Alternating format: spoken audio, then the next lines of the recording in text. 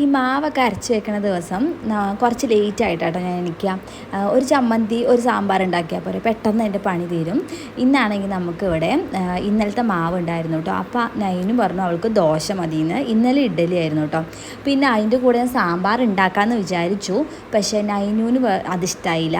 അപ്പോൾ നമ്മൾ അന്ന് ഒന്ന് കുറച്ച് ഹിറ്റാക്കി തന്ന നമ്മുടെ തക്കാളി ചട്നിയാണ് കേട്ടോ. അത് പുതിനയിലയും മല്ലിയിലൊക്കെ ഇട്ടത്. അപ്പോൾ അതുണ്ടാക്കി കേട്ടോ. ഇതാണെങ്കിൽ നൈനു ഒത്തിരി ദോശ തിന്നും.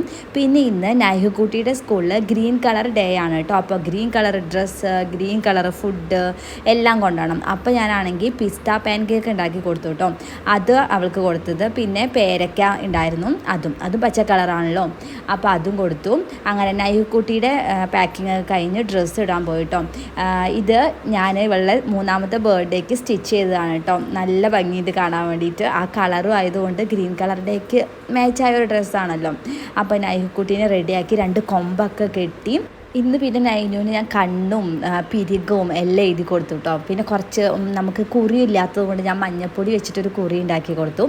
അങ്ങനെ നമ്മൾ കുറച്ച് ഫോട്ടോഷൂട്ടും വീഡിയോസൊക്കെ എടുത്ത് സ്കൂളിൽ പറഞ്ഞു വിട്ടു കേട്ടോ.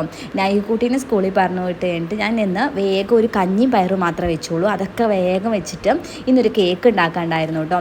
നാളെ കൊടുക്കാനാണ്. അപ്പോൾ അതിൻ്റെ ഒരു പരിപാടി തിരക്കൊക്കെ ആയിരുന്നു. കേക്കൊക്കെ ഉണ്ടാക്കി കഴിഞ്ഞിട്ട് വേണം നൈഹുക്കുട്ടീനെ വിളിച്ചിട്ട് വരാം കേട്ടോ. നമുക്ക് അടിപൊളി കേക്ക് കിട്ടിയിട്ടുണ്ട്. ഐസിങ് ഒക്കെ പിന്നെ കാണിക്കാം.